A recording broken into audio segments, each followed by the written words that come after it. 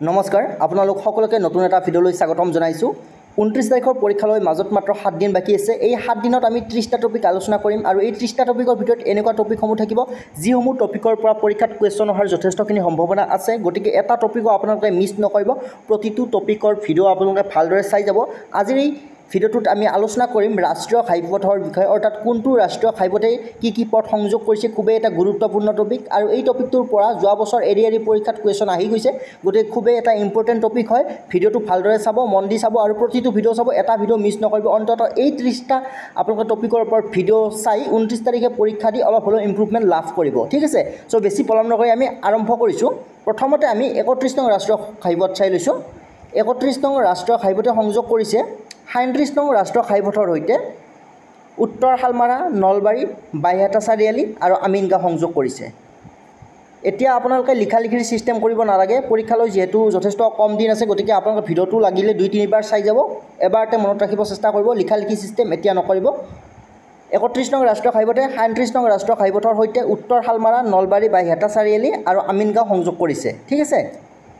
next আপোনালোকৰ 31 B নং ৰাষ্ট্ৰীয় ঘাইপথ এই পথটোৱে যোগীঘোপাৰ ওচৰত 37 নং ৰাষ্ট্ৰীয় ঘাইপথৰ সৈতে উত্তৰ শালমাৰা সংযোগ কৰিছে মনত ৰাখিব 31 বি নং ৰাষ্ট্ৰীয় ঘাইপথটোৱে যোগীঘোপাৰ ওচৰৰ 37 নং ৰাষ্ট্ৰীয় ঘাইপথৰ সৈতে উত্তৰ শালমাৰা সংযোগ কৰিছে তাৰ পিছত আছে 31 চি নং ৰাষ্ট্ৰীয় ঘাইপথ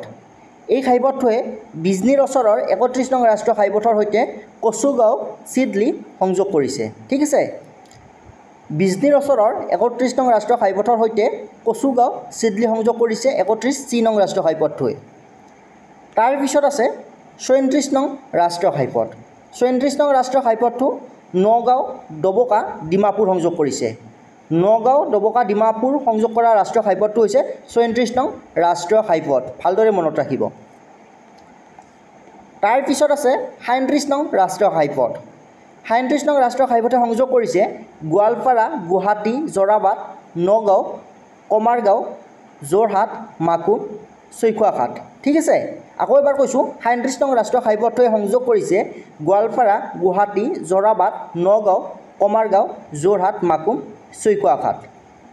আৰু এই কুৱেশ্যনটো আপোনালোকে গোটেইকেইটা ঠাই মনত ৰাখিব লাগিব কিন্তু গোটেইকেইটা ঠাই নিদিয়ে কুৱেশ্যনটো সুধিব পাৰে যে গোৱালপাৰা গুৱাহাটী সংযোগ কৰা ৰাষ্ট্ৰীয় ঘাইপথটোৰ নাম কি 37 নং ৰাষ্ট্ৰীয় ঘাইপথ ঠিক আছে বা কুৱেশ্যনটো সুধিব পাৰে জৰাবাদ যোৰহাট সংযোগ কৰা ৰাষ্ট্ৰীয় ঘাইপথটোৰ নাম কি মাজৰ গাঁওখিনি আপোনালোকক নিদিব পাৰে মাজৰ ঠাইখিনি নিদিব পাৰে গতিকে জৰাবাদ যোৰহাট সংযোগ কৰা ৰাষ্ট্ৰীয় ঘাইপথটোৰ নাম হৈছে 37 নং ৰাষ্ট্ৰীয় ঘাইপথ গতিকে গোটেই ঠাইখিনিৰ নাম আপোনালোকে মনত ৰাখিব লাগিব নেক্সট আছে 37 এ নং ৰাষ্ট্ৰীয় ঘাইপথ এই ঘাইপথটোৱে তেজপুৰৰ ওচৰৰ 52 নং ৰাষ্ট্ৰীয় ঘাইপথৰ সৈতে কৰিতলৰ সংযোগ কৰিছে ঠিক আছে নেক্সট 38 নং ৰাষ্ট্ৰীয় ঘাইপথ ইম্পৰ্টেণ্ট হয় মাকুম লিডু লেখাবানী ঠিক আছে মাকুম লিডু লেখাবানী সংযোগ কৰা ঘাইপথটোৰ নাম হৈছে 38 নং ৰাষ্ট্ৰীয় ঘাইপথ নেক্সট আছে 39 নং ৰাষ্ট্ৰীয় ঘাইপথ এই ঘাইপথটোৱে নুমলীগড় আৰু ইম্ফলক সংযোগ কৰিছে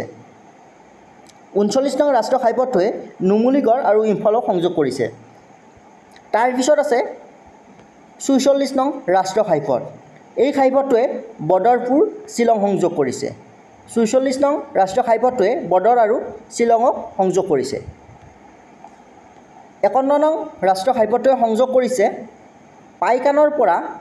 বাজেংডবা হৈ বাংলাদেশ ঠিক আছে 51 নং ৰাষ্ট্ৰীয় ঘাইপথটোৱে পাইকানৰ পৰা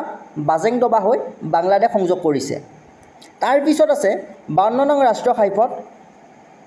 আৰু এই ঘাইপথটো 52 নং ৰাষ্ট্ৰীয় ঘাইপথ যোৱা বছৰ এৰি পৰীক্ষাত আহি গৈছিল 52 নং ৰাষ্ট্ৰীয় ঘাইপথটো সংযোগ কৰিছে বাইহাটা চাৰিআলি তেজপুৰ বান্দৰদোৱা উত্তৰ লখিমপুৰ 52 নং ৰাষ্ট্ৰীয় ঘাইপথ যোৱা বছৰ এৰি পৰীক্ষাত আহি গৈছিল বাইহাটা চাৰিআলি তেজপুৰ বান্দৰদোৱা উত্তৰ লখিমপুৰ সংযোগ কৰিছে তাৰ পিছত আছে 53 নং ৰাষ্ট্ৰীয় ঘাইপথ 53 নং ৰাষ্ট্ৰীয় ঘাইপথটো বদৰপুৰ জিৰিঘাট শিলচৰৰ ওচৰৰ 44 নং ৰাষ্ট্ৰীয় ঘাইপথ সংযোগ কৰিছে চ' আপোনালোকে ভিডিঅ'টো স্ক্ৰীনশ্বট মাৰিও ল'ব পাৰে কিন্তু লিখালিখিৰ চিষ্টেমটো নকৰিলে বেছি ভাল হয় যিহেতু পৰীক্ষালৈ 6 দিন প্ৰায় বাকী আছে সময় নষ্ট কৰি লাভ নাই পাৰিলে ভিডিঅ'টো 2-3 বাৰ চাই একেবাৰতে মনত ৰাখিব চেষ্টা কৰিব পিছলৈ থৈ নিদিব আৰু যদি আপোনালোকে 2-3 বাৰ চোৱাৰ পিছতো মনত পোৱা নাই স্ক্ৰীনশ্বট মাৰি ল'ব আৰু ভিডিঅ'টো পিছত চাব পাৰিব বা ছেভ কৰি ৰাখিব ঠিক আছে আৰু ভিডিঅ'টো আমি যিমান পাৰোঁ সিমান আপোনালোকৰ সময় অপচয় কৰিব ট্ৰাই কৰা নাই আমি জলদি ভিডিঅ'টো নিবলৈ ট্ৰাই কৰিছোঁ যাতে আপোনালোকক খুব কম সময়ৰ ভিতৰত আমাৰ এই 30টা টপিকটো চাব পাৰে আৰু কৈ দিছোঁ আপোনালোকক প্ৰত্যেকটো টপিক আমাৰ 5-6 মিনিটৰ ভিতৰতে আমি শেষ কৰিব চেষ্টা কৰিম আৰু এই টপিক কেইটা কিন্তু আপোনালোকক আমি ৰিকুৱেষ্ট কৰাৰ দৰে কৰিছোঁ এটা টপিকো মিছ নকৰিব নেক্সট আছে 54 নং ৰাষ্ট্ৰীয় ঘাইপথ 54 নং ৰাষ্ট্ৰীয় ঘাইপথে সংযোগ কৰিছে শিলচৰ আৰু আইজল ঠিক আছে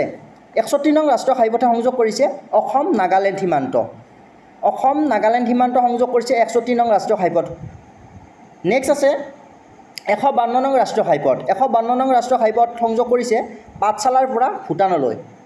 পৰা ভূটানলৈ যোৱা যিটো ৰাষ্ট্ৰীয় ঘাইপথ আছে সেইটো হৈছে 152 নং ৰাষ্ট্ৰীয় ঘাইপথ তাৰপিছত আছে 153 নং ৰাষ্ট্ৰীয় ঘাইপথ এই ঘাইপথটো হৈছে অসমৰ পৰা ম্যানমাৰলৈ যোৱা যিটো পথ সেইটো 153 নং ৰাষ্ট্ৰীয় ঘাইপথ তাৰপিছত আছে 154 নং ৰাষ্ট্ৰীয় ঘাইপথ এই ঘাইপথটো সংযোগ কৰিছে ধলেশ্বৰী আৰু বৈৰবী ঠিক আছে সো আপোনালোকে কোনো কাৰণতে এই টপিকটো মিছ নকৰিব এই টপিকটো বুলি নহয় আমি যি 30টা টপিক দিম তাৰে এটা টপিকো মিছ নকৰিব কাৰণ যোৱা বছৰ এই টপিকটোৰ পৰা কুৱেশ্যন আহি গৈছে গতিকে এইবাৰো আহিব পাৰে আৰু এনেকুৱা ধৰণৰ 30টা টপিক আপোনালোকৰ কাৰণে আমি লৈ আহিম এই 6 দিনত বা এই 7 দিনত আজি দিনটো ধৰি 7 দিন গতিকে আপোনালোকে এটা টপিকো মিছ নকৰিব ভালদৰে পঢ়ি থাকক সকলোৰে পৰীক্ষা নিশ্চয় ভাল হ'ব ভিডিঅ'টো এইখিনিতে শেষ কৰিছোঁ ধন্যবাদ